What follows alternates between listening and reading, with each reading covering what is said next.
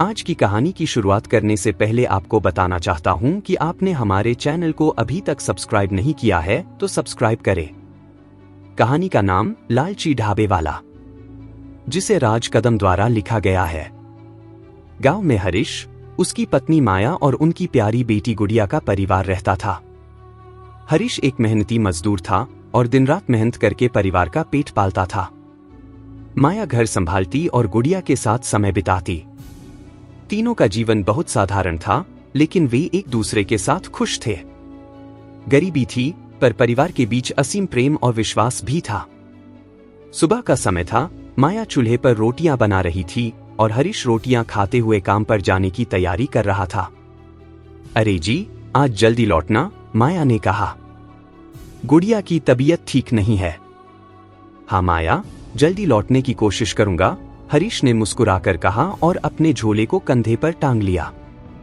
बाहर निकलते ही उसकी नन्ही गुड़िया उसे रोककर बोली, पापा जल्दी आना। हाँ बेटा, पापा जल्दी आएंगे, हरीश ने मुस्कुराते हुए कहा और काम पर निकल गया। शाम को जब हरीश काम से लौट रहा था तो आसमान में बादल घिरे हुए थे। हल्की बूंदाबांदी होने लगी थी और अंधेरा भी गहराता जा रहा था। सड़क सुनसान थी। तभी अचानक एक तेज रफ्तार ट्रक ने उसे बुरी तरह टक्कर मार दी। हरीश दूर जा गिरा। दुर्घटना इतनी भयानक थी कि हरीश बेहोश हो गया। सड़क के किनारे से गुजर रहे कुछ लोग दौड़ते हुए आए और उन्होंने उसे तुरंत अस्पताल पहुंचाया। खबर माया तक भी पहुंची। वो घबराई हुई अस्पताल पहुंची, जहां डॉक्टर ने उसे बताया, आपके पति की हालत गंभीर है, उनके दोनों पैर काटने पड़े हैं। हम पूरी कोशिश कर रहे हैं, लेकिन ये एक लंबा संघर्ष होगा। ये सुनते ही माया की आंखों के सामने अंधेरा छा गया। उसे कुछ समझ में नहीं आ रहा था कि अब क्या करे। परिवार की आर्थिक स्थिति पहले ही खराब थी और अब हरीश का सहारा भी छिन गया। अगले दिन जब हरीश को होश आया तो उसने अपने कटे हुए पैरों की ओर देखा और असहाय महसूस करते हुए माया से बोला, माया अब तो सब खत्म हो गया। अब मैं तुम्हारे किसी काम का नहीं रहा। इससे अच्छा होता कि मैं मर जाता। माया ने उसके हाथ को थामा और धीरे से कहा, भगवान पर भरोसा रखो, ये वक्त भी गुजर जाएगा। हम मिलकर इसका सामना करेंगे। हमारी गुड़िया का चेहरा देखो, उसके लिए हमें मजबूती से खड़ा होना है। लेकिन हरीश पूरी तरह से टूट चुका था। उसने सारी उम्मीदें छोड़ दी थी। माया ने उसे हर दिन समझाया, उसे दिलासा दिया, लेकिन हरीश के चेहरे से मायूसी नहीं हट रही थी। वह खुद को बोझ समझने लगा था।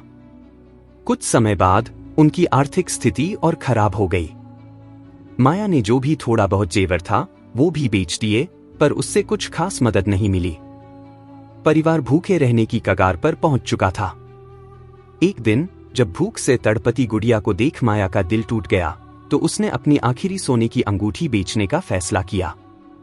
उस अंगूठी के पैसों से उसने कुछ राशन खरीदा। गुड़िया ने मां को एक सुझाव दिया, मां तुम इतना अच्छा खाना बनाती हो, क्यों न हम राजमा चावल बेचें? लोग तुम्हारे हाथ के स्वादिष्ट खाने के लिए जरूर आएंगे। माया को गुड़िया का ये विचार अच्छा लगा। उसने अपनी आखिरी अंगूठी बेचकर एक ठेला खरीदा और राजमा चावल बनाकर बाजार में बेचने लगी। लेकिन पहले दिन किसी ने उसके ठेले से कुछ नहीं खरीदा। मायूस होकर वो घर लौटी, लेकिन गुड़िया ने उसे फिर से उत्साह दिलाया, मां आप शुरुआत में प्लेट सिर्फ 10 रुपए की बेचो। जब लोग आपके बनाए राजमा चावल का स्वाद चखेंगे तो वे खुद ही लौट कर आएंगे। गुड़िया की बात माया को समझ आई। अगले दिन से उसने 10 रुपए की प्लेट में राजमा चावल बेचना शुरू किया। धीरे धीरे लोग उसके स्वादिष्ट राजमा चावल के दीवाने हो गए। माया की दुकान चल पड़ी थी, लेकिन उसका संघर्ष यहीं खत्म नहीं हुआ। गांव के ही एक व्यक्ति राजीव को माया की सफलता से जलन होने लगी। उसने सोचा कि यदि माया की दुकान यूं ही चलती रही तो लोग उसे अमीर समझने लगेंगे और उसकी खुद की दुकान बंद हो जाएगी। राजीव ने माया के खिलाफ अफवाहें फैलानी शुरू कर दी। उसने झूठी शिकायत कराई कि माया के राजमा चावल में मिलावट होती है और वो बासी सामान का इस्तेमाल करती है। एक नकली फूड ऑफिसर को बुलाया गया जो माया के राजमा चावल की जांच करने आया। उसने झूठी रिपोर्ट दी और लोगों को माया के खिलाफ भड़काना शुरू किया। लोग माया पर शक करने लगे और उसकी दुकान से दूर होने लगे। माया की आंखों में आंसू आ गए। वो सोचने लगी, क्या मेरी ईमानदारी का यही इनाम है? वो अपने ठेले के पास बैठकर सोच रही थी कि अब क्या करे। तभी अचानक एक लड़की अपने पिता के साथ वहां पहुंची। लड़की ने राजमा चावल खाकर अपने पिता से कहा, पापा, मैंने आपसे कहा था न कि इनके राजमा चावल का स्वाद बिल्कुल अलग है। लड़की के पिता ने माया से उसका नाम पूछा। वो डीएम थे।